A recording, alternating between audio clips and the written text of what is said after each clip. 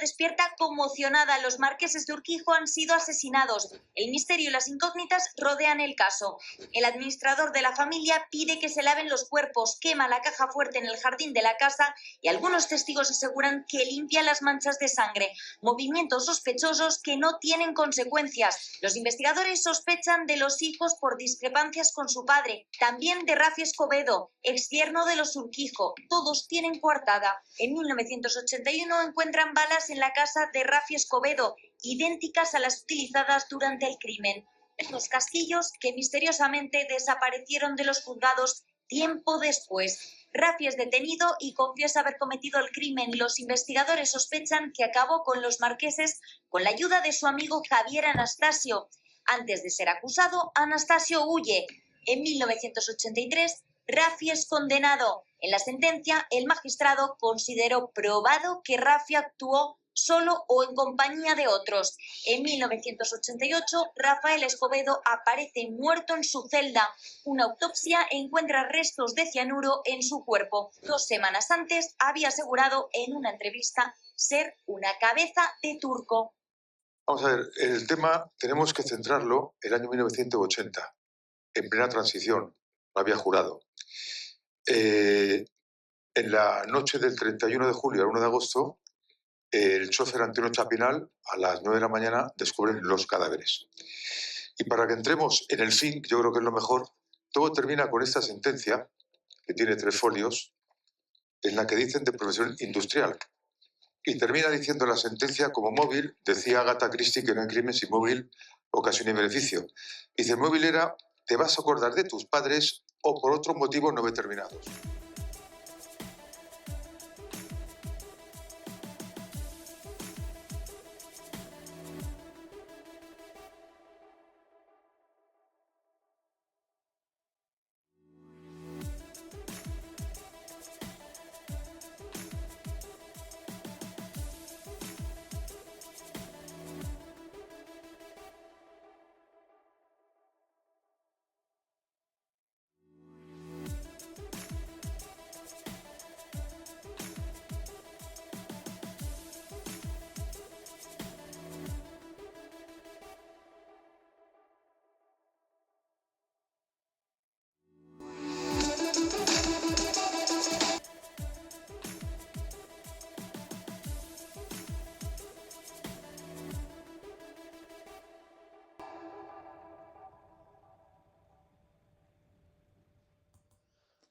Buenos días, bienvenidos a mis vídeos y en el día de hoy vamos a hablar del crimen de los marqueses de Urquijo.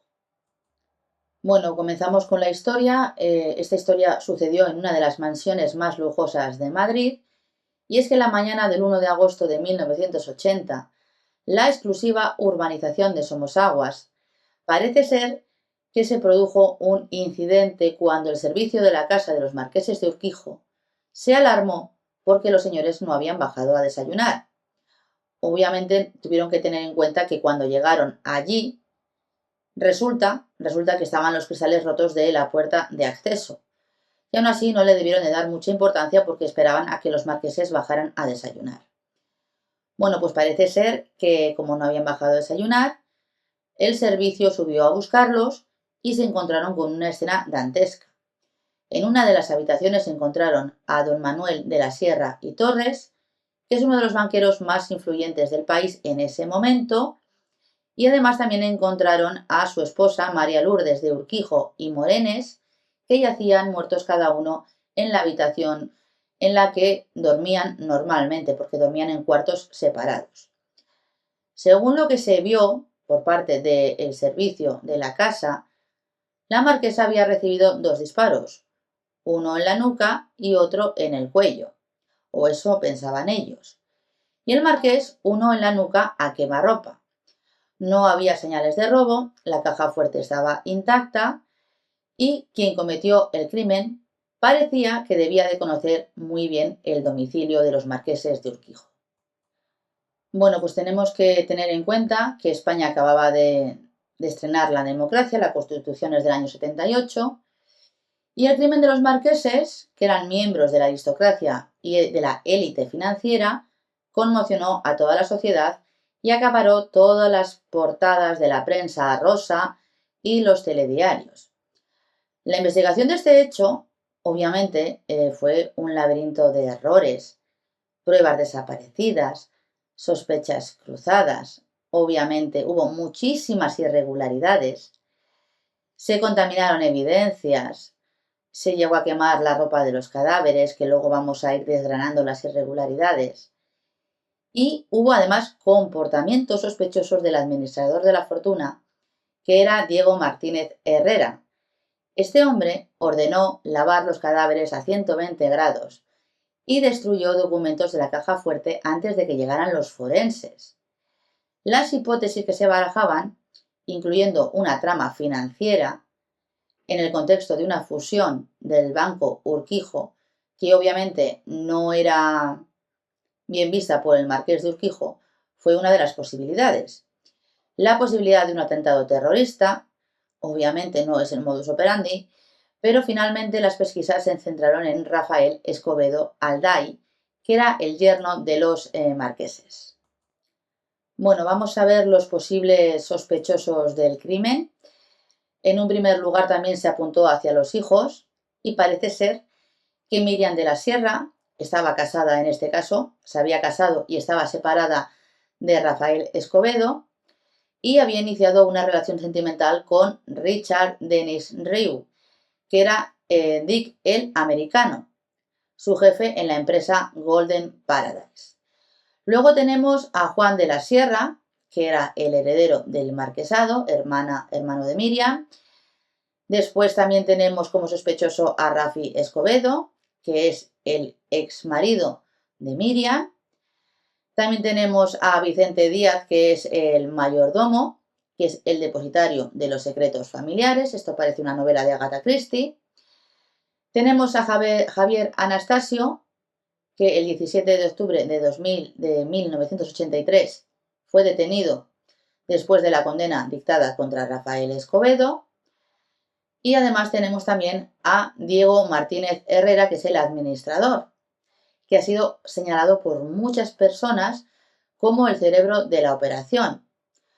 Obviamente porque tras el crimen, 10 minutos después, antes de que se supiera que estaban muertos, se presentó con un traje negro de luto, algo que no cuadró y no cobró ninguna relevancia respecto a la investigación. Y este hombre debería de haber sido investigado.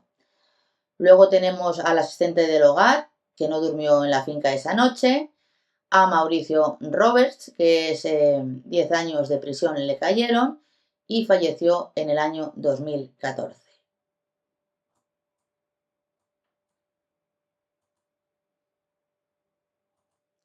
Bueno, empezamos con el principal sospechoso para los investigadores, pero tenéis que tener en cuenta que se dejó a los cadáveres ahí sin ningún tipo de custodia, que la policía llegó, vio, se marchó y obviamente tenéis que tener también en cuenta que aun teniendo la llave de la caja fuerte, el mayordomo y el administrador no abrieron la misma y cuando se fue la policía comenzaron a quemar papeles y documentos del señor Marqués de Urquijo en el jardín.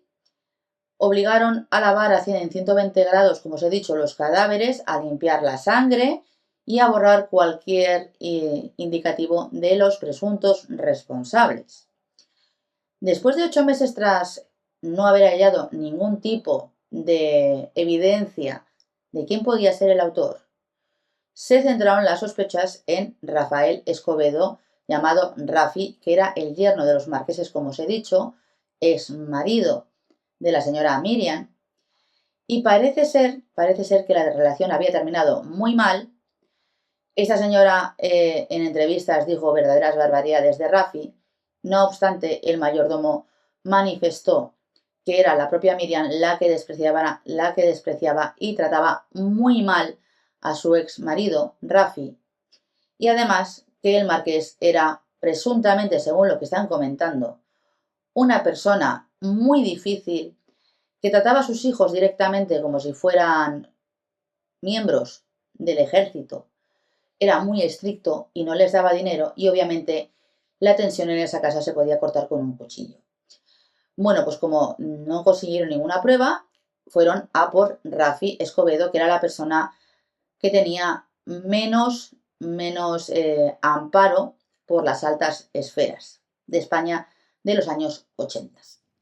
Parece ser que dicen, según la tesis de la investigación, que este hombre tenía mucho odio hacia los marqueses de Urquijo, concretamente hacia el padre de Miriam, porque lo culpaba del fracaso de su matrimonio. Obviamente, estas afirmaciones han sido desmentidas directamente por el mayordomo de los marqueses de Urquijo. No obstante, vamos a centrarnos solamente en lo que dice la investigación de la policía. La policía presuntamente encontró munición similar a la del crimen en la finca del padre de Rafa Escobedo. Concretamente, más de 200 casquillos de bala del mismo calibre que la usada en el crimen, lo que se supone que debería de haber reforzado la acusación. Sin embargo, estas pruebas de las balas o de los casquillos encontrados en el lugar, en la residencia del padre de Rafi Escobedo, y las encontradas en la escena del crimen, nunca, jamás se llevaron a analizar. Es decir, no fueron sometidas a contradicción en el juicio y además este material probatorio desapareció durante la investigación. Rafael Escobedo fue detenido en abril del año 81 y tras hacerle la tortura siciliana, que es desnudarlo y rodearlo de policías y reírse de él hasta que ya dejara de tener autoestima y decirle que si no confesaba su padre estaba detenido y se iba a pasar muchos años en la cárcel. Bajo esa actuación policial, Rafi Escobedo comentó que sí, que él era el autor del crimen. Luego se retractó, pero realmente confesó el crimen por torturas psicológicas y presión de los policías. Aunque se retractó durante el juicio, alegando que esa misma confesión fue obtenida bajo presión policial y esa confesión además también desapareció. Fue una confesión en un folio, en una hoja de un cuaderno, de una línea, única y exclusivamente, y ya, directamente. No fue nada detallada. Bueno, pues que sepáis que el juicio comenzó en el año 83 y, como os he dicho, estuvo plagado de irregularidades, testimonios contradictorios, controversia sobre la identidad real de los autores materiales y, aunque no había ningún tipo de evidencia legal, porque hubo muchas irregularidades, no se le dejaron presentar testigos, no se le dejó realizar determinados actos probatorios, diligencias probatorias, se le denegaba porque sí, cualquier tipo de prueba que él solicitara en el acto del juicio o incluso en la instrucción. La Audiencia Provincial de Madrid condenó a Escobedo a 53 años de prisión en el año 83, considerando probado que había asesinado a sus suegros por sí solo o en unión con otros. Y esta sentencia fue ratificada por el Tribunal Supremo en el año 1991. Bueno, aparecieron también en la investigación otros nombres que deberían de haberse investigado. En este caso, el administrador de los marqueses de Urquijo, que es Diego Martínez Herrera, que obviamente era una persona que debería de haberse investigado, no solamente por ordenar lavar los cadáveres antes de la autopsia, quemar los documentos en el jardín, sino también porque el arma del crimen parece ser que desapareció. Hay testigos y empleados de la casa que sugieren la implicación de más personas y además, esta persona fue y se desplazó a Londres el día, poco tiempo después de la muerte de los marqueses de Urquijo y procedió a vaciar una cuenta corriente de los marqueses de Urquijo en Londres. Que sepáis que además también se vio involucrada la Interpol. Aparentemente hicieron gestiones, pero que esas gestiones se paralizaron por el secreto bancario y obviamente no se siguió más allá porque se podría haber empleado los mecanismos legales necesarios para desbloquear estas oposiciones de los bancos de Inglaterra. porque había una cuenta bancaria en la que supuestamente había unas 2.000 libras esterlinas, que en este caso serían 452.000 pesetas de la época, y se pidió que podrían haber aportado el listado de los movimientos de esta cuenta. Esto no se aportó al juzgado y esta cuenta fue vaciada, qué casualidad, cuando el administrador estaba en Londres. Siguiendo con el caso, os he dicho que la investigación estaba plagada de irregularidades. El administrador, como os he dicho, lavó u ordenó lavar los cadáveres antes de realizarles la autopsia.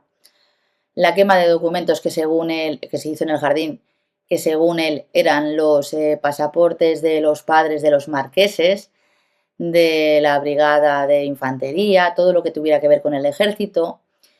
Y obviamente no se investigó a este individuo. ¿Y por qué digo esto? Porque parece ser que hubo una intervención de este individuo, del administrador, que contaminó la escena del crimen. Antes de que las autoridades acordonaran la casa porque dejaron allí los cadáveres, entraron personas no autorizadas, incluyendo personal del servicio, y además se dificultó la recolección de pruebas fiables, y todo esto porque no convenía que se supiera la verdad. Además, se manipularon y destruyeron pruebas, como en este caso el administrador, con el lavado de los cadáveres, la quema de documentos, y la desaparición o destrucción de pruebas es algo que va a impedir que este caso se resuelva. Además, en este caso tenéis que saber que no había ningún tipo de prueba directa que involucrara al señor Rafa Escobedo y desaparecieron evidencias durante la instrucción que pudieran haber salvado a esta persona de haber sido condenado como autor responsable de 2 delitos de asesinato. En este caso, el arma homicida nunca apareció, no se recuperaron pruebas forenses que vincularan con certeza a Rafi Escobedo en la implicación en el asesinato de los marqueses de Urquijo, y además las pruebas importantes desaparecieron o no fueron adecuadamente custodiadas por la autoridad judicial ni por la autoridad policial. Aquí lo que hubo fue una presión social y mediática impresionantes que pudo influir en la rapidez y la dirección de la investigación, generándose prisas por encontrar un culpable, y los errores o sesgos en la investigación, poder judicial y policial, obviamente fueron de órdago. Pero lo más importante es que tenéis que saber que en un primer momento el fiscal que tenía que llevar la causa, que habría sido el fiscal de guardia, fue directamente sustituido por el fiscal que se determinó, no sabemos muy bien por quién, que se presentó en la escena del crimen. El juez que tenía que haber juzgado a Rafi Escobedo fue sustituido y se designó a otro juez que presuntamente tendría vínculos con el Opus Dei del que eran miembros los 2 marqueses de Urquijo. Y por tanto, había mucho interés en condenar a alguien de manera rápida y que no se pudiera investigar las actuaciones previas de los marqueses de Urquijo, porque siempre os digo lo mismo, hay que investigar a la víctima y hay que investigar al verdugo. No obstante, también hay que manifestar, y esto que quede bien clarito, que la confesión fue sacada con torturas, y en España en el año 80 no se permitían las torturas, ni en el 81, y por eso la acusación principal debería de haber sido completamente inválida, al igual que la investigación, porque las irregularidades en la investigación de los marqueses de Urquijo afectaron de manera muy seria al resultado del caso, y además se generaron una gran cantidad de consecuencias en la mente de las personas, en la percepción pública y judicial del procedimiento. A esto también tiene que añadirse que hubo un gran debilitamiento de las pruebas, de la validez de las pruebas, porque, como os he dicho, se manipularon, se destruyeron y desaparecieron las pruebas claves, se contaminó la escena del crimen, se impidió que se construyera una base probatoria sólida y fiable, y esto redujo la capacidad de los jueces para fundamentar la decisión en hechos indiscutibles, dejando espacio a la duda razonable y la autoría de los crímenes.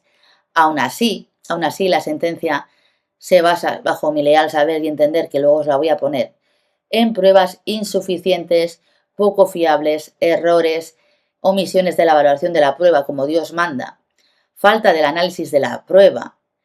No había ninguna aceptación de testimonios que fuera realmente constatada y verificable. Y esto hizo que la resolución judicial que condenó a Rafi Escobedo sea nula de pleno derecho. No se pudieron subsanar además graves errores, irregularidades, porque al destruir las pruebas, desaparecer la confesión, desaparecer los casquillos, no dejarles hacer periciales a la defensa, conlleva a que este hombre fue un cabeza de turco y obviamente lo único que querían era quitarse el muerto de encima, nunca mejor dicho.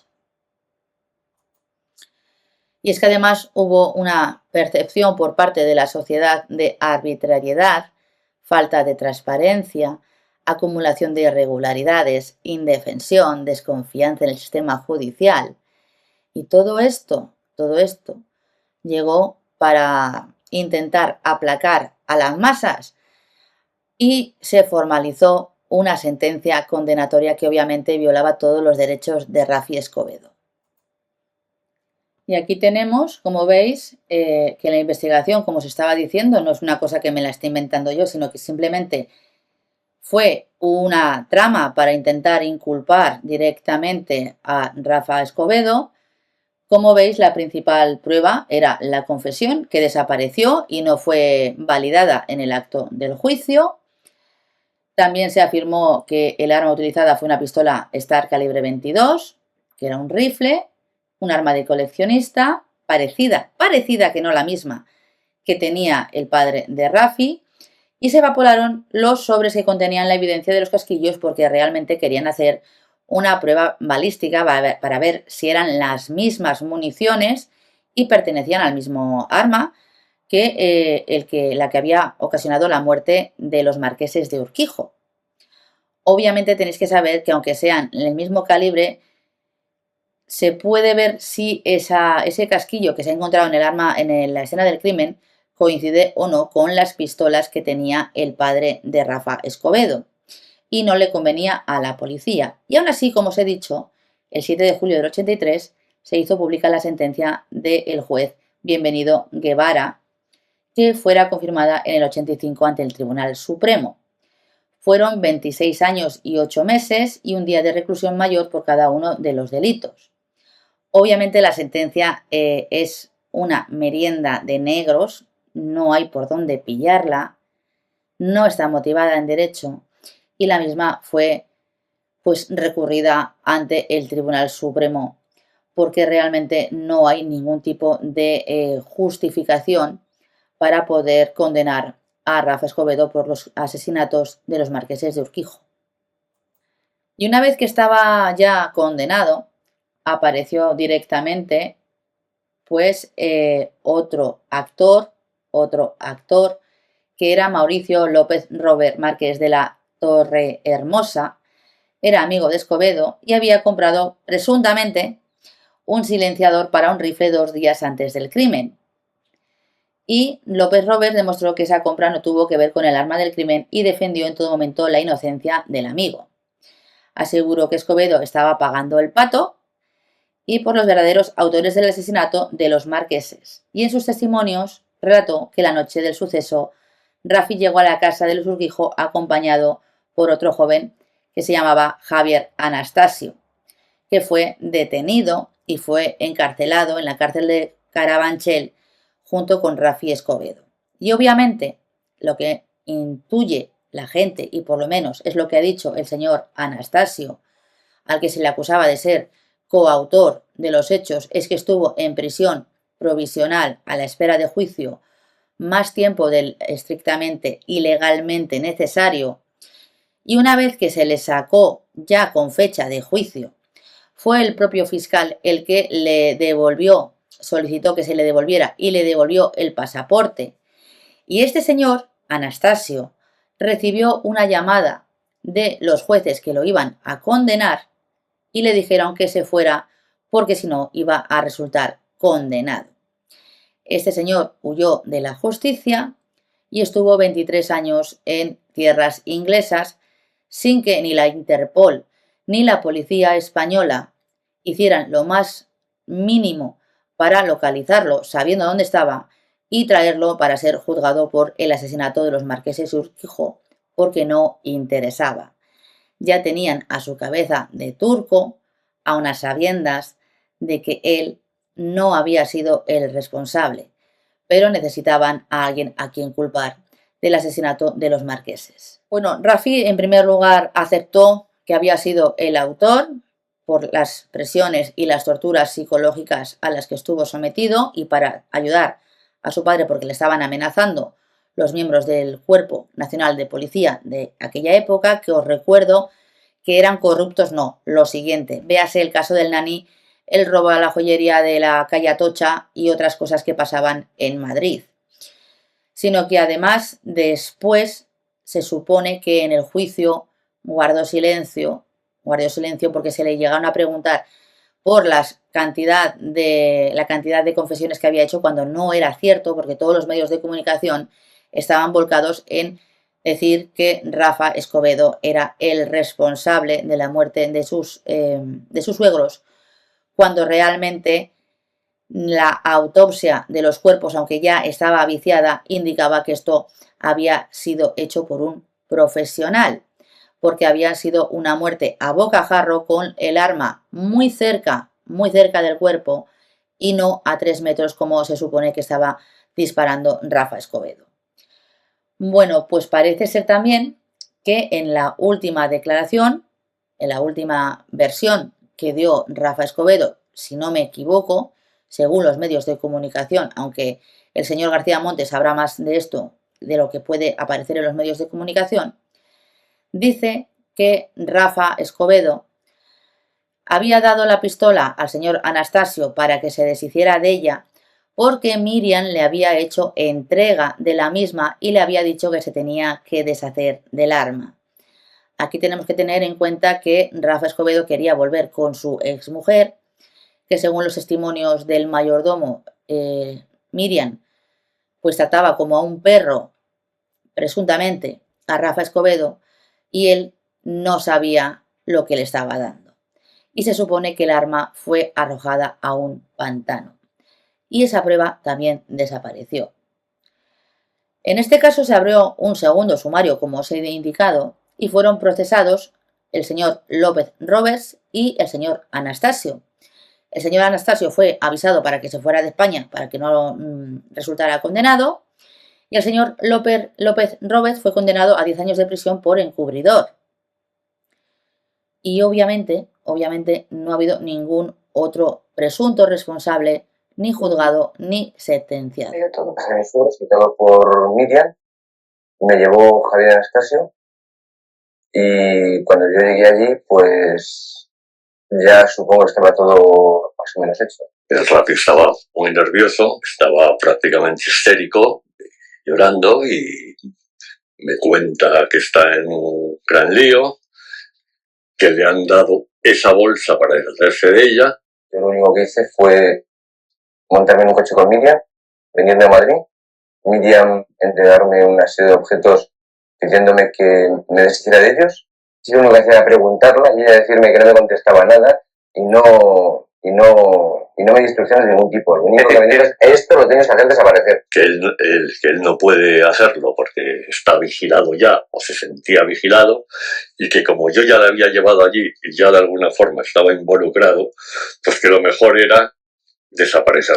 En la bolsa, que yo recuerde, había un paquete envuelto en trapos, que era la pistola. La pistola no la vi así a primera vista, había un bulto de trapos. Entonces yo pues deslié todo ese amasijo de trapos y dentro estaba la pistola. Javier tira una pistola Star del 22, la pistola que supuestamente fue utilizada para acabar con la vida de los marqueses, al pantano de San Juan. Como habéis visto, la declaración que decía el señor Rafa Escobedo que era la verdadera, es decir, que los propios hijos, en este caso la señora Miriam, estaban involucrados en el asesinato de los marqueses de Urquijo, es ratificado por la persona que presuntamente se deshizo del arma homicida.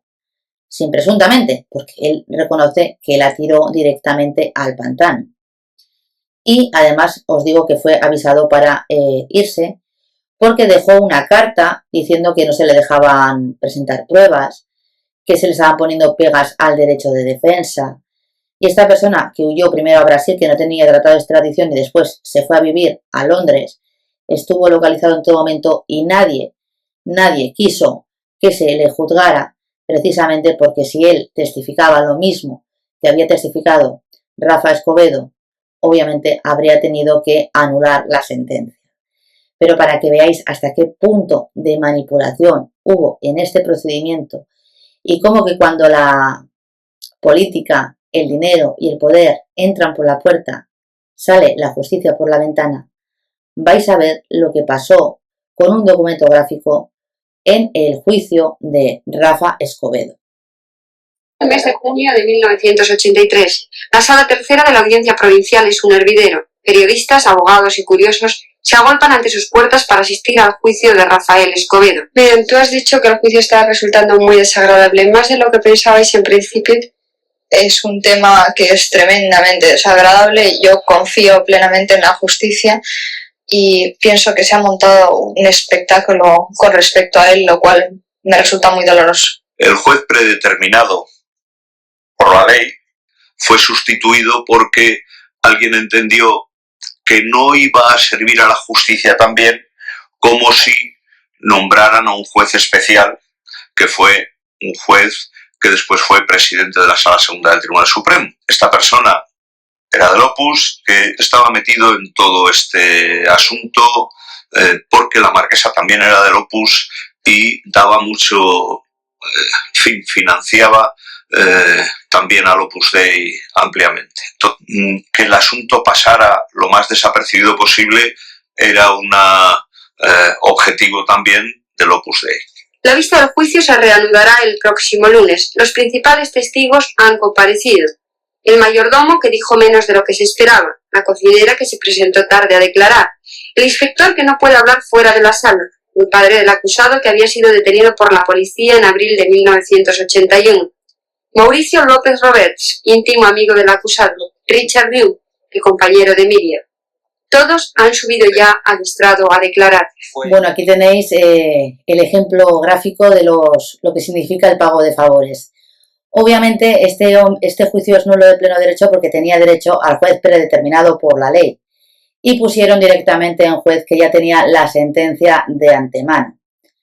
No obstante, no hubo ningún tipo de prueba en el acto del juicio, las pruebas de convicción, como os he dicho, se han perdido o se perdieron y el juicio fue un circo mediático para cerrar el círculo y que nos investigara dónde podrían haber estado metidos o qué estuvieran financiando o qué estuvieran haciendo las presuntas víctimas. ¿De acuerdo? En este caso, las víctimas, pero que tampoco se investigó si esto tuviera relación con las cuentas que había en Londres y que vació el administrador, qué documentación quemó a toda prisa el administrador, por qué lavaron los cuerpos y por qué se perdieron las pruebas durante el acto del juicio y por qué una semana antes de los asesinatos a las personas que estaban haciendo las labores de vigilancia en la finca de los marqueses de Urquijo se les dijo que tenían que cambiar la ronda que efectuaban alrededor de la finca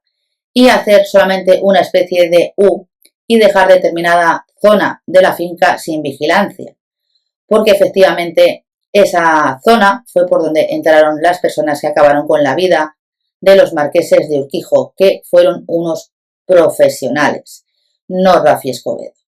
Y hoy, obviamente, ese juicio habría devenido nulo y el señor Rafa Escobedo habría salido absuelto.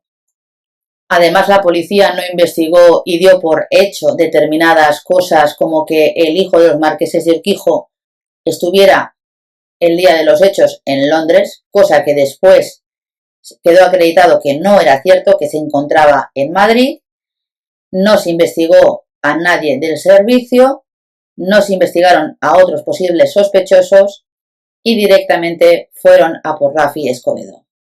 El administrador, Diego Martínez Herrera, fue el encargado de lavar los cadáveres. En un determinado momento, Escobedo llega a decir que el administrador ha sido el autor material de los disparos. Se dijo también que en este viaje a Londres, en el juicio dijo que había ido a vender los hoteles Ritz y Palace. Obviamente, preguntados los propietarios de los hoteles, dijeron que este señor ni tenía poderes, ni podía hacer nada de esto, ni nada de nada, ¿no? Con lo cual, pues, una mentira verdaderamente graciosa que no le pasó factura, que es lo divertido de esta historia, ¿no? A juicio de su señoría, no había indicios relevantes suficientes como para procesar al administrador. El administrador, que iba con una camisa negra, que después dijo que la había heredado del marqués, y llevaba una herida bastante notable que se le veía en el brazo derecho. ¿Usted se presentó al día siguiente? Vestido de luto. Yo he vestido de negro, con camisa de negro, montones de veces, y además regaladas por el marqués. El señor Herrera va con la camisa negra porque a los 10 minutos de matar a los Urquijo se lo han comunicado. Y hay un momento en el que todos los policías presentes en la escena del crimen se van, desaparecen, se piran todos los policías. Pues terminan estos señores de hacer su función y se van. Y yo tenía a las dos pobrecitas madres de los marqueses abajo y decían, por favor, señora marquesa, doña Mercedes, no suban. No suban porque ver aquellas imágenes no eran nada agradables. Del cuarto de baño del mismo cuarto del marqués cogí un poco de algodón, le metí los algodones en la nariz y en los oídos. Están los ojitos así. La investigación empieza mal. Empieza mal porque el administrador ordena a una enfermera que lave los cadáveres a alta temperatura. Y no es que yo no lo haya ordenado. No solamente lo he ordenado y lo he ejecutado. Pero ¿quién va a negar esto? Y lo hice con todo el amor del mundo. Lavó los cadáveres. Lavé la cara, vuelvo a repetir.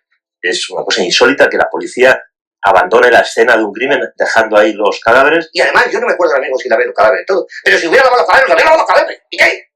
Y a mí me dejaron, nadie me dijo, no toque usted estos cadáveres. Nadie me dijo, no los mueva. Nadie me dijo, nada me dijo. A mí me dejaron allí 2 muertos. La verdad es así está dicha. Pero 2 muertos chorreando sangre. Por eso le pueden procesar. ¿Por qué? ¿Quién me ha dicho a mí que yo no puedo hacer eso? Bueno, ya habéis visto lo que hizo el administrador, no solamente destruir pruebas, sino que además aquí yo considero que podría haber un pago con el dinero que obviamente se vació de las cuentas que tuviera el marqués en Londres, que no hicieron una investigación conforme a derecho, que hubo muchas irregularidades y que de la misma testifical y de las testificales que se han dado en este caso, que se podrían haber corroborado con documentación objetiva, conlleva a que las sospechas tendrían que haber recaído no solamente en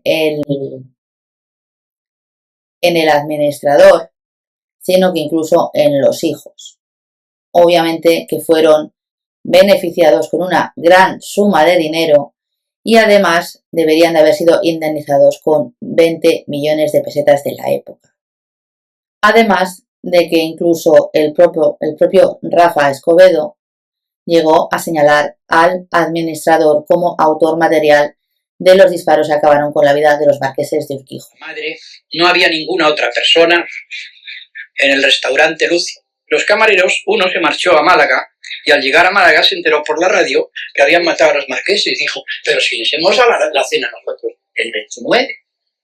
Entonces, ¿cómo vino de Londres el 29 Juan de la Sierra si no consta nada en su pasaporte salida ni entrada de Londres? No sabía decir en qué vuelo había venido ni con qué compañía, y cuando ya finalmente dijo la compañía en la que había venido y el vuelo en el que había venido, ni los tripulantes y nadie del pasaje, creo que eran 135 personas, le había visto. Después de 3 años y medio en la prisión de Carabanchel, Rafael Escobedo ha roto su silencio con una insólita versión de lo que sucedió aquella noche. Desde Carabanchel, Escobedo habla también de la persona encargada de administrar los bienes de la familia Urquijo, Diego Martínez Herrera, amigo de la infancia del marqués asesinado. El móvil económico ha aparecido con frecuencia en las especulaciones sobre el caso Urquijo, una fortuna importante legada en testamento a los dos hijos del matrimonio y cuya posible manipulación ha sido también denunciada por Escobedo. Porque Rafael Escobedo se pega 2 veces con el señorito Juan, una dentro de la casa y otra fuera de la casa, que la de la casa lo cuenta Juan porque llega con la camiseta rota. El señorito Rafa pedía 4 millones de pesetas que se lo tenían que dar por cojines, y no se lo dieron nunca por el trabajo que había hecho, así como suena. Continuado el juicio contra Mauricio López Roberts, acusado de encubrir a Javier Anastasio como presunto coautor del asesinato de los marqueses de Urquijo. Un inspector de policía ha reconocido ante el tribunal que rompió una declaración en la que se afirmaba que en el asesinato participaron al menos 2 personas. En esa declaración, López Roberts hizo unas manifestaciones donde contaba cómo esa noche del 1 de agosto del 80 habían ido 7 personas en 3 coches. En el primer coche iba Diego Martínez Herrera, el administrador. En el segundo coche iban Anastasio, Escobedo, Miguel Escobedo, padre de Rafi, y José Hernández Valverde, un amigo del grupo conocido como el Sastre. Y en el tercer coche, siempre según esta versión, obviamente yo no me atribuyo para nada que eso sea así, iban Miriam de la Sierra y otro amigo del grupo llamado José Ramón Horta Salas. La declaración de López Roberts ha sido poco convincente, ya que utilizó un total de 4 versiones para explicar por qué prestó 25.000 pesetas a Javier Anastasio para que éste se marchara a Londres, sabiendo que se había encargado de hacer desaparecer el arma con la que se mató a los marqueses de Urquijo. López Roberts negó en principio saber ese detalle y solo lo reconoció cuando fue interrogado por el presidente del tribunal. Habla de que Rafael Escobedo le ha metido en el lío porque le ha hecho tirar todos los trastos de matar, hacer desaparecer. Y yo le pregunté, ¿y la pistola? Y dice, la pistola la ha tirado al pantano. Y digo, ¿a qué pantano? Es el de San Juan. En un procedimiento como este no te puedes fiar de nada ni de nadie. Entonces, si te guardas alguna carta en la manga, pues muy bien hecho, porque en cualquier momento puede serte necesaria. ¿Verdad? De todo después de tantas diferentes versiones o ampliaciones. ¿Cuál es la verdad? No, ¿Esta o la anterior? No, es que después de tantas ampliaciones y versiones, no es cierto eso. Si te estás refiriendo a versiones dadas por mí, yo no he dado nada más que 2 versiones y media, como si dijéramos. Una versión totalmente forzada por la policía, que es la que se ha mantenido todo el tiempo. Una versión durante el juicio, que es la del silencio. Yo no sé nada, yo llegué, me acosté y no sé nada. Y luego esta, que es la del juicio, es la que digo que considero la media. Y esta, que es la versión última. Hay muchísimas contradicciones. Realmente no tuvo un juicio justo. Y se puso recurso de casación ante el Tribunal Supremo, básicamente porque no se habían respetado los principios fundamentales y se había juzgado a una persona sin las debidas garantías. Aquí tenemos el texto de la sentencia, que es la sentencia número 685 del 10 de mayo de 1984. Y es un procedimiento por quebrantamiento de norma o de forma e infracción de ley. Es decir, no se aplicó directamente lo que es la legislación española. No sé si os va sonando este hecho. Pues si vamos para abajo, vemos que se tiene derecho a utilizar todos los medios probatorios para demostrar tu inocencia, cosa que no fue respetada en el tema de Rafi Escobedo, pero dice que eran pruebas que no eran pertinentes, eran inútiles o impertinentes, y obviamente se daba unas dilaciones procesales que no le convenía a la Administración de Justicia, concretamente al juez del Opus, que sustituyó al juez predeterminado por la ley. Después, la insuficiente prueba positiva de la culpabilidad en la participación, es lo que se alegó en su momento, y parece ser que había un examen biografológico que parece ser que no se les admitió. Y además dicen que no es necesario haber admitido el dictamen pericial del examen de los casquillos encontrados en las casas de los marqueses, ni la similitud con el hallado en la finca de los padres del procesado. Es decir, no hace falta corroborar que sean los mismos casquillos y que hayan sido disparadas por el mismo arma. Y dice que esto no desvirtúa la prueba directa de la participación del recurrente en los hechos probados, que no dijeron absolutamente nada. Directamente dijeron que era culpable y punto. Posteriormente, dicen que la fundamentación se va a hacer toda conjunta de todos los motivos del recurso que se interpuso, y además hablan de que la motivación o la forma de redacción de la sentencia no estaba clara, y obviamente la sentencia es para enmarcarla, para saber cómo no se tienen que hacer las cosas. También se estuvo hablando en el recurso y en el juicio de que estuvo viviendo una temporada en la casa de los suegros, y obviamente porque se le puso también agravante de morada, y además también se discutía el delito, bueno, la circunstancia de alevosía o de premeditación, en este caso premeditación. Y como no podían demostrar que en el crimen de la marquesa había habido premeditación, porque antes sí que estaba previsto en el Código Penal español, lo cambiaron por la agravante de alevosía para poder decir que esto era un asesinato, cuando, si no se recoge en el escrito de calificación del Ministerio Fiscal, esta circunstancia no se puede aplicar en una instancia superior, porque va contra el principio acusatorio del Estado. Pero bueno, aquí se lo pasaron por el arco del triunfo. Y como veis, tampoco se resolvió sobre todos los puntos que decía la defensa, y aquí parece que no tiene trascendencia jurídica. Y sobre la desaparición de la confesión escrita en una cuartilla de puño y letra del recurrente, parece ser que la desaparición de los casquillos tampoco le dieron importancia, la inadmisión de los informes balísticos emitidos por el gabinete de la policía tampoco, y no haberse determinado la hora de la muerte de las víctimas, para saber si Rafa Escobedo estaba en la vivienda o no estaba en la vivienda, porque llegaría a una hora determinada y, sabiendo la hora del fallecimiento de los marqueses de Urquijo, podría haber sido descartado como autor del mismo. Los cadáveres también fueron lavados, como os hemos dicho en el vídeo, antes de hacerse la autopsia, y dice que no son cuestiones jurídicas, sino que son cuestiones de hecho y criterios de interpretación de la prueba. Esta sentencia no tiene ni pies ni cabeza. Cualquier estudiante de Derecho diría que esto es una auténtica aberración jurídica. Y aquí también se impugnaba que el recurriente decidió darle muerte, pero se refería presuntamente, según lo que dice la sentencia, al suegro y no a la marquesa del mismo. Y aquí es donde cambian directamente la premeditación que venía en la sentencia de primera instancia por la alevosía que, como os he dicho, no estaba recogida en el escrito de acusación del Ministerio Público. Y aquí tenéis la prueba.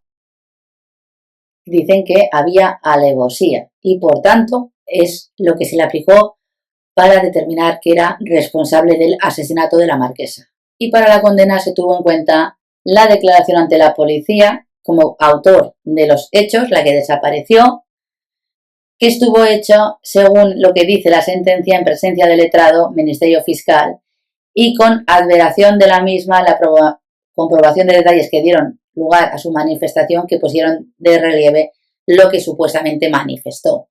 Esto es lo que dice la sentencia del Tribunal Supremo. Además, también parece ser que hubo comunicación entre los testigos, cosa que está totalmente prohibida. Y aquí veis que dice que el presidente de la sala sentenciadora anunciase en algún medio de información su decisión sobre la sentencia y que se recriminase públicamente al Colegio de Abogados por falta de cooperación para evitar la comunicación de los testigos. No significa que se hayan incumplido las garantías procesales que derivan de la Constitución.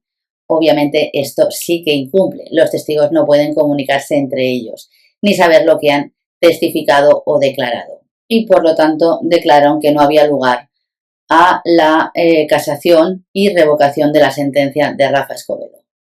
Posteriormente trasladaron a Rafa Escobedo a la prisión de Dueso, en Cantabria, y obviamente era una prisión en la que las condiciones eran infrahumanas. No tenía cristales en las ventanas, cuando llovía se le llenaba la celda de agua. Se desesperó hasta tal punto que acabó metido en el mundo de las drogas y obviamente él intentaba pues que alguien le hiciera caso, alguien escuchara sus súplicas de que él no era el responsable de la muerte de sus suegros, que era un cabeza de turco y que habían cometido una gran injusticia simplemente para librar a los verdaderamente responsables, porque los mismos tenían dinero, poder y contactos en las altas esferas. Que eso es lo que pasó con Rafa Escobedo. Si algún día me muero, lo único que espero es que nadie tenga la poca vergüenza de ir a derramar una lágrima sobre el ataúd sobre mi tumba. La cárcel te está destruyendo. La cárcel me ha destruido. He llegado ya al final. Ya no es que me esté destruyendo, es que ya me ha destruido. No hay crimen perfecto, sino crimen por investigar, ¿no? El caso Rico no le ha interesado a nadie investigar. No se ha investigado, ni se va a investigar, porque no le ha interesado a nadie que se investigue. Hace poco alguien... Perdona. Iba a decir algo que no quiero decir. Tú te sientes más víctima que verdugo, ¿verdad? Soy víctima y no soy verdugo. No soy verdugo. Es que ya no soy nada. Nada. No. Lo único que me falta ya para terminar es la cajita. Buenas tardes. Rafael Escobedo, condenado a 53 años de prisión por el asesinato de sus suegros, los marqueses de Urquijo, se ha suicidado a primera hora de esta tarde en la cárcel del Dueso, en Cantabria. A la 1 de la tarde y en un recuento rutinario, los funcionarios del establecimiento penitenciario encontraron el cuerpo sin vida de Rafael Escobedo. Había utilizado las sábanas de su cama para ahorcarse. En un momento determinado, pues pasó lo que pasó, que se organizó una obra de teatro dramática, que era La muerte de Rafael Escobedo por suicidio, que luego fue mentira porque le suicidaron. Yo hablé con el forense en su momento y yo le pregunté si podían haberlo asesinado, aquello de suicidado que decíamos entonces, ¿no? Y me dijo el forense que no. La autopsia confirmó las iniciales sospechas de que la causa de su muerte se debiera al suicidio. La muerte se ha producido por asfixia, derivada de un ahorcamiento, y la etiología de la muerte es suicida. Parece confirmarse esta hipótesis. Parece que tomó una raya de coca que estaba adulterada con estricnina y eso le atontó lo suficiente, se colgó de uno de los barrotes de la celda y como se quedó atontado, pues ahí se ahogó. Le tomaron muestras de corazón, pulmón, hígado, estómago, etcétera, y a los 25 días el Instituto Nacional de Toxicología dictaminó que tenía 14 miligramos de cianuro puro, sin ningún tipo de adulterante o de otra componente química, por kilo de pulmón. 14 miligramos por kilo de pulmón, en el menor de los casos, le hubiera producido la muerte y en el mayor la pérdida de conciencia. Se sospecha que la presencia de cianuro en las vísceras puede deberse incluso a un proceso normal de putrefacción, sobre todo si habían pasado algunos días desde el fallecimiento. Según cuenta Matías Antolín, coautor del guión de esta entrevista, Rafi aceptó intervenir porque quería suicidarse durante la emisión, en directo. Al saber que el programa era grabado, se marcó un nuevo plazo. Pero si tras el previsible impacto del programa no conseguía la ansiada libertad vigilada, se mataría sin remedio. Y aquí tenéis la versión oficial. El funcionario Ortiz Cobos, quien al abrir la celda a las 12:40 encontró el cuerpo de Rafi ahorcado de los barrotes, y ningún funcionario está preparado para reaccionar así se encontraba colgado al preso más famoso de España, y el citado hizo razonablemente lo que tuvo que hacer. Ortiz Cobo confirmó que estaba muerto y salió rápidamente en petición de ayuda. En el intermedio llegó el recluso Huertas Benítez, el panadero, y Huertas creyó que fue quien lo encontró y afirmó que la puerta de la celda estaba abierta. Es decir, alguien había entrado en la celda. Ambas cosas fueron tomadas por ciertas por Grande Marlaska cuando en 1989 abrió el caso, pero luego cerró sus diligencias al comprobar que no era cierta una presunta ayuda al desvivimiento, afirma el periodista cántabro José Ángel San Martín, que estuvo en el penal de El Dueso cubriendo la muerte de Rafael. También defienden esa teoría la autopsia realizada en la propia tarde del 27 de julio por el forense María Gabriela González Pardo, que ahora ya está fallecida, que dice que fue metódica, rigurosa y exhaustiva, eso se lo creerán ellos, y su resultado es categórico: muerte por asfixia debido a ahorcadura de carácter completo. La versión oficial también defiende que la cantidad de 14 miligramos de los pulmones de Rafi, así como restos mucho menores en el estómago y en el riñón de cianuro, no pudieron ser la causa de su muerte. Por tanto, se afirma que su procedencia se debía al tabaco que fumaba de forma abundante o que hubiera absorbido de modo totalmente natural en tazas de frutos secos como nueces o en los huesos de los paraguayos y melocotones que tomaba en la cárcel. Por ejemplo, las sustancias psicotrópicas que supuestamente esnifaba desde meses antes de desvivirse también podrían ser el origen de esos 14 miligramos detectados, ya que un hombre como Rafi, con su peso y estatura, habría necesitado entre 10 y 30 veces más dosis para fallecer por ingestión. Ningún especialista forense ha vinculado la muerte de Escobedo al envenenamiento por cianuro o su adormecimiento previo a colgarse en las celdas de las rejas. Y luego vinieron unos cuantos jueces ilustres que dijeron que había sido un desvivimiento voluntario.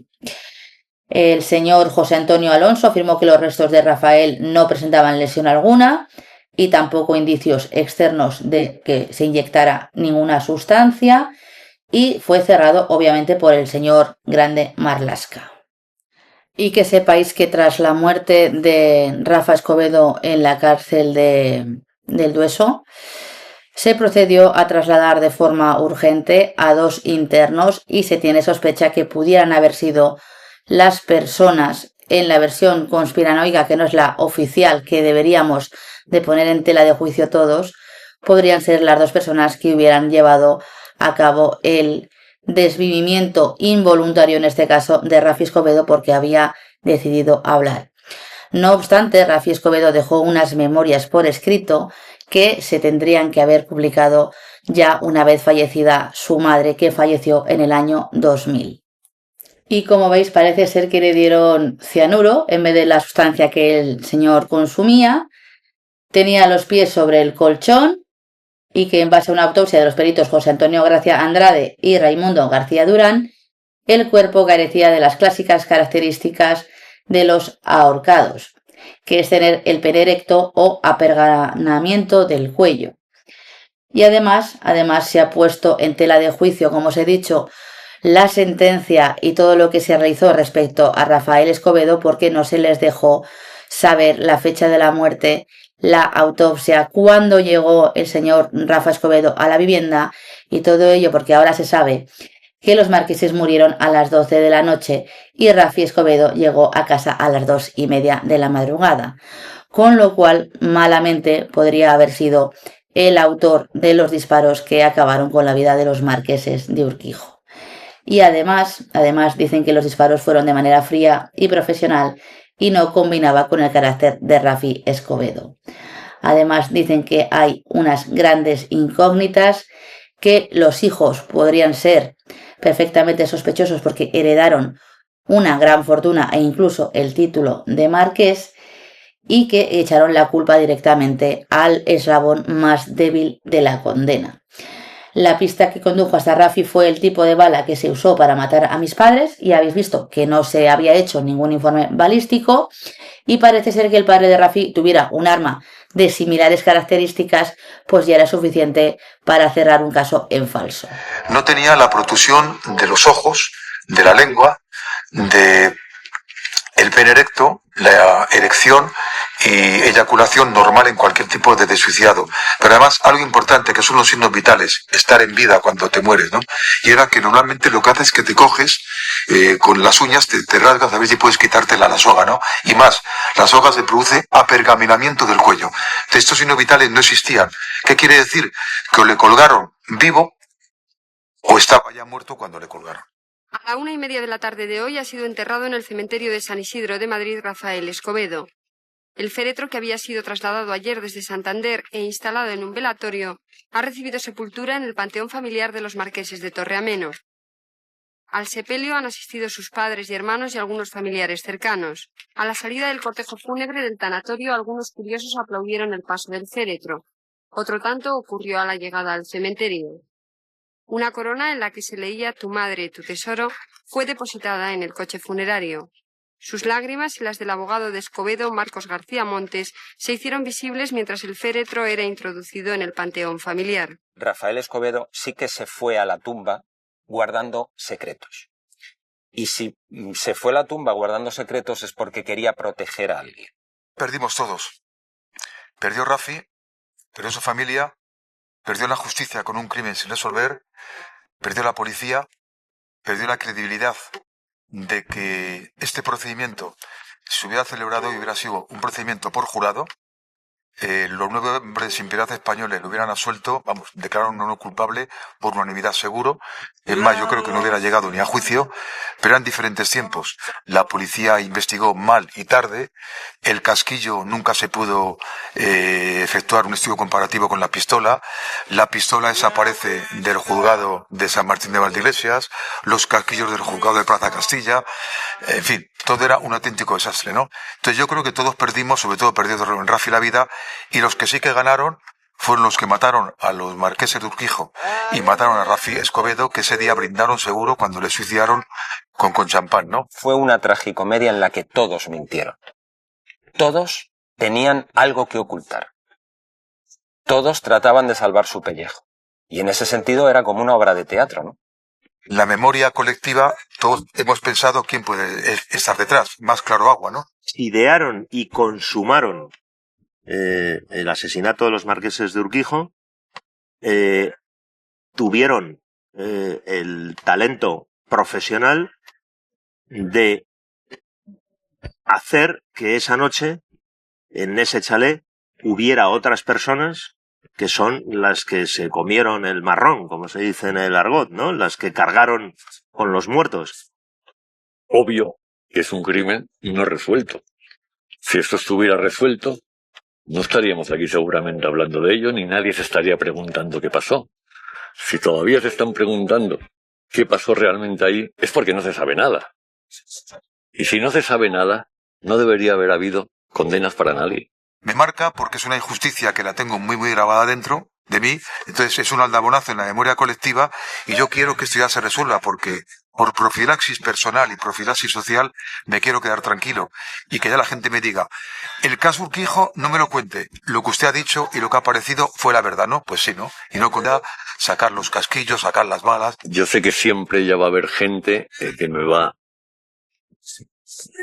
va a creer una cosa y otra gente que va a creer otra, pero limpiar una herida así es muy difícil y es prácticamente imposible de coser.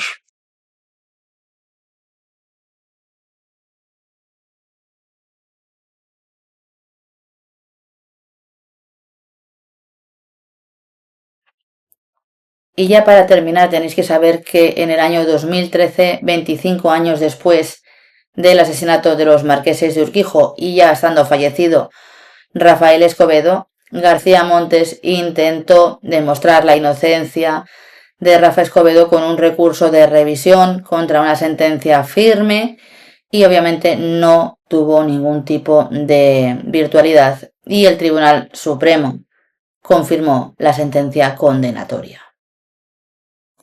Y aquí tenéis la noticia, el asesinato de los marqueses de Urquijo vuelve al Tribunal Supremo, 28 años después, en el año 2013, y parece ser que el compañero puso un recurso de revisión en base a las últimas declaraciones de la exmujer Miriam de la Sierra en la biografía que publicaron en el año 2013. ¿Por qué me pasó a mí? Y según Montes, la obra contiene muchas contradicciones y se las compara con las declaraciones que en su día ofreció Miriam en los tribunales y que constan en el sumario de la causa, a la vista de la propia acusación particular, la heredera y la principal perjudicada. Miriam de la Sierra ha declarado recientemente que no está segura de que su exmarido disparara a sus padres, lo que supone en derecho un principio de inseguridad jurídica. Probaré ante el tribunal lo que siempre he mantenido. Y hasta ahí llegó, dice el letrado en conversaciones con Vanitatis. Parece ser que sigue diciendo que el crimen fue un crimen frío, calculado y profesionalizado, obra de un grupo y no solamente de una persona. Y cuenta la historia de lo que le hicieron a Rafael, la tortura siciliana, como os he dicho, y todas las irregularidades que ha habido. Además, Marcos García Montes tiene en su poder las memorias de Rafi, que las escribió en la cárcel y en las que relataría su versión sobre el crimen que conmocionó a España. El abogado, a pesar de tener la autorización del propio autor para hacerlas públicas, una vez falleciesen sus padres para que no hubiera represalias, aún no tiene decidido hacerlo. Sin duda alguna esperaremos a que lo hagan pública y lo podremos leer. Ante las posibles críticas que pueden suscitar la petición de este recurso de revisión, el abogado lanza un claro mensaje y contundente a la que fuera la mujer de Escobedo. No voy a permitir que Miriam de la Sierra deteriore la imagen de Rafael una vez muerto. Lo tendría que haber hecho en vida para que él se defendiera. El letrado aclara los motivos que le han llevado a tomar esa decisión. Es una deuda que tengo con Rafi. El derecho de defender el honor de un muerto viene recogido por la Constitución española y así lo haré, según manifiesta García Montes. Y hasta aquí el vídeo de hoy. El crimen de los marqueses de Urquijo, un crimen sin resolver que se llevó por delante la libertad y la vida de una persona inocente simplemente por no tener los mismos medios económicos, la misma influencia y el mismo poder en las altas esferas que las personas que planificaron, ocultaron, destruyeron pruebas y que son los autores, por lo menos intelectuales, del crimen de los marqueses de Urquijo. Nos vemos en próximos vídeos.